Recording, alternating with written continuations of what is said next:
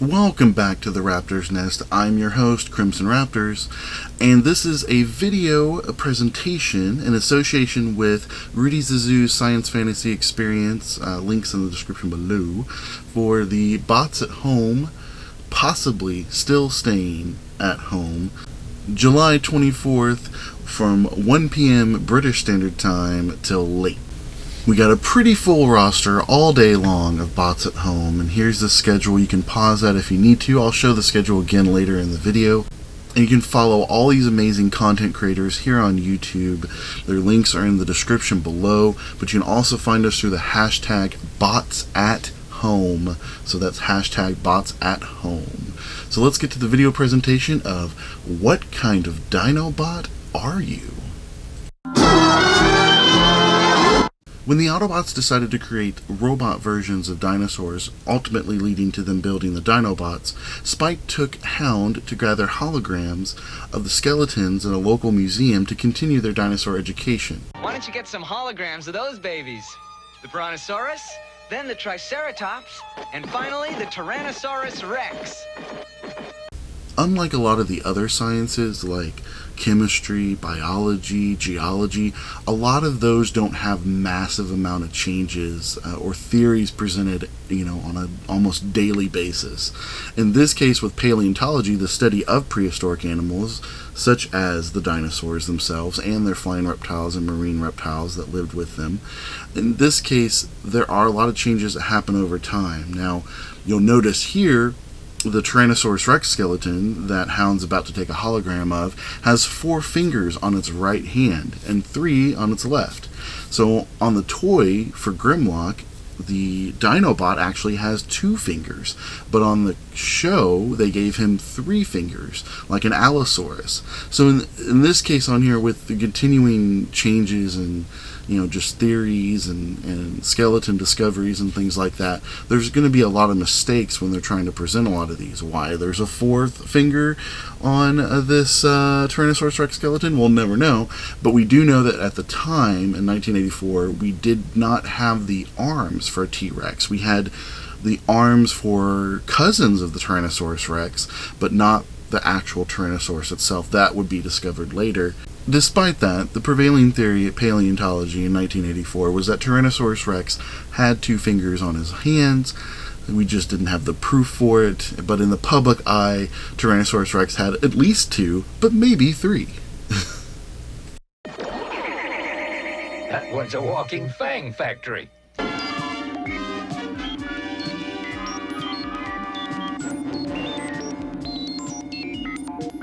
Even with that inaccurate Tyrannosaurus Rex skeleton, which happens more often than not in museums because of all of the new theories that are presented and new discoveries that are made every day, the Autobots were able to successfully create the Dinobots. Dinobots, huh? I thought you were supposed to make dinosaurs. Shut up, Huffer. Nobody wants to hear you whine. In fact, Dinobots transform.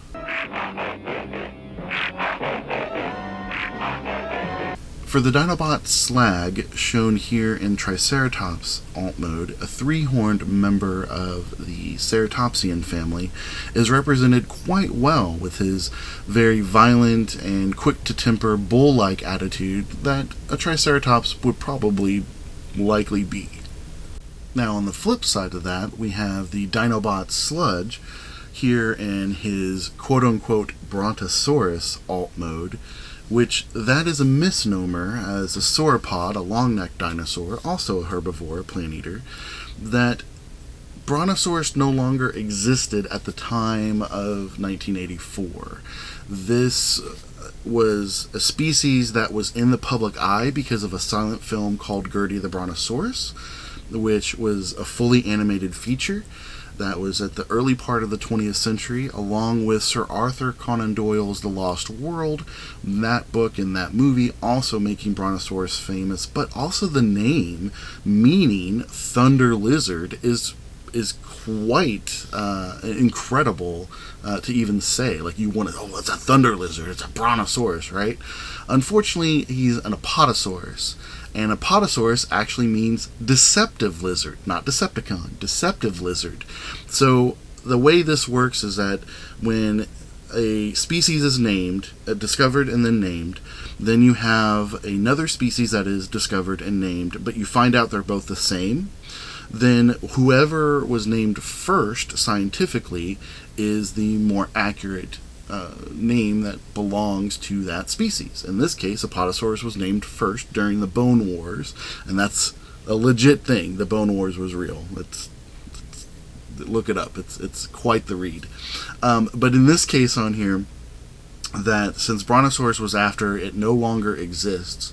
Now, there is studies that have come out recently, and in fact, a paleontologist decided to study all of the Apatosaurus skeletons and go through all the research and do all that stuff, and declare that, oh, Brontosaurus does exist because it doesn't look like any of these. Well, unfortunately, that theory doesn't really quite work because he did not have access to the actual skeleton that was called Brontosaurus. And because of that, I really can't go along with that. It's got to be the Apatosaurus, or unless you got to go discover and actually study another Brontosaurus skeleton, or the actual one that's being called that, because that particular Brontosaurus that was on display and named so was discovered without a head, and that's a whole nother story for a whole nother day. Just keep in mind that Sludge is an Apatosaurus. But if you want to make him a fictional dinosaur, you can call him a Brontosaurus just because it sounds cool. But Apatosaurus, meaning deceptive lizard, is actually his scientific species that he's based off of.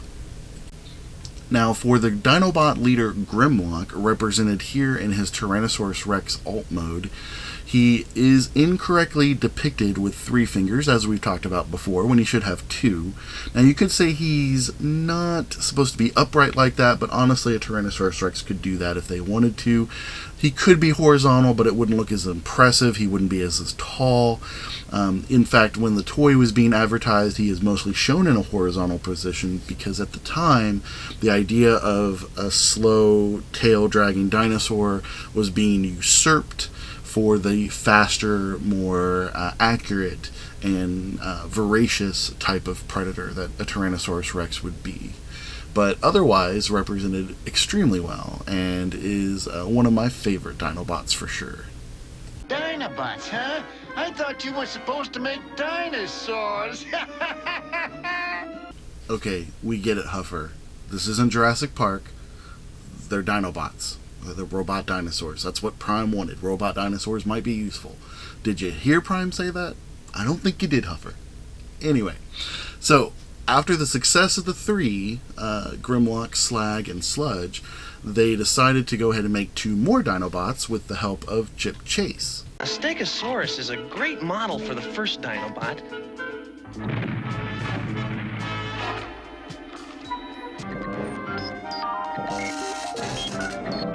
I wholeheartedly agree with Chip Chase that a Stegosaurus was an excellent model for a Dinobot. For one thing, the Stegosaurus, shown here that Snarl represents, is my favorite type of dinosaur. He is equipped with a 4-spiked thagomizer. Yes, that's a real word, thagomizer, and that is a real appendage for the Stegosaurus. Is represented here in his G1 Dinobot mode by 2 spikes, which is fine. It's kind of the limitations of kind of that design. They could have had 4, but would that have created more of a quality control issue? You know, those kind of things we may never know, since these were made, before Transformers, right? So they're made from those Diaclone, Diachron, all those kind of pre-Generation 1 figures. But in this case, I love the Stegosaur. I love his colors, Snarl is just kind of got that kind of grumpy kind of attitude to him, but he's a good fighter. He's very quiet, which is totally not like me. You know, I'm obviously not a quiet person. If you're listening to this, you know that. But he definitely is an amazing, very wonderful looking dinosaur. I love to see him every time he gets to show up.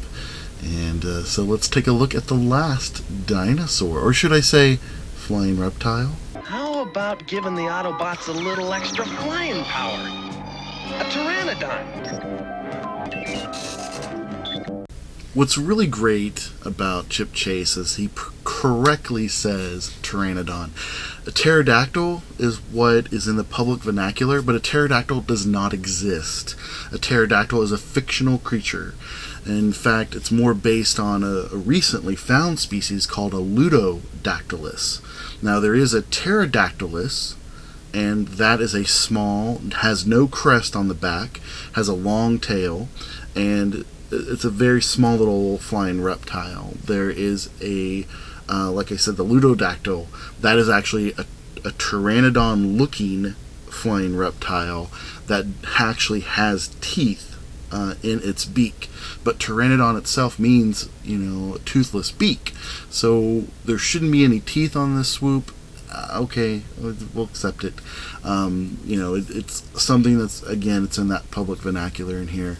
But all of them, with the exception of Pterodactyl, remember, Pterodactyl doesn't exist. Pterodactylus does. Ludodactylus does. And a Pteranodon is what swoop is. That does. It has a crest on the back of its head, right? There's a recent fossilizer called Wingfinger that has a small crest. That's a female version of a Pteranodon skeleton. So in this case, with swoop having the larger one, that makes him a Pteranodon. That's what you want to keep in your vocabulary of that. And in this case, I love that they gave him some flying power. The Chip Chase did an excellent pick of that. We could have gone with an Ankylosaurus. Some people have mentioned that. I've noticed over the years with the tail basher, the club tail. But I think giving them that flying power made Swoop very unique, and also kind of helped, you know, he's not so armored, right? He's weak in his wings. So it kind of gave them a hindrance of, you know, they're not always going to be super powerful, at least as individuals, but as a team, they were a very powerful group. That's certainly a main reason why I love them, if not just because they're dinosaurs, right? How could anyone not love the Dinobots? Dinobots, huh? I thought you were supposed to make dinosaurs. You painted yourself into that corner, Huffer. I really hope you enjoyed this video of what kind of Dinobot are you for the Bots at Home of 2021. Again, you can find everybody with the hashtag BotsAtHome. Also, their links to their channels are in the description below. Please like, subscribe, and follow everyone wherever they're at on the social media. We'll post the schedule here again. That way you can pause that if you want to check out and see what's coming up next. You have a little bit of a breather after mine to get your drinks ready so you can get into the live show with KATO'S Collection and Rudy's the Zoo. Again, I really appreciate everyone coming out to watch the video. Please subscribe if you like this content. There's a teaser trailer for a stop motion animation before this. There's a full trailer that comes in after this in the next week at the end of July of 2021. And again, I appreciate all of you out there, and thank you for coming to the Raptor's Nest. It's a jungle out there.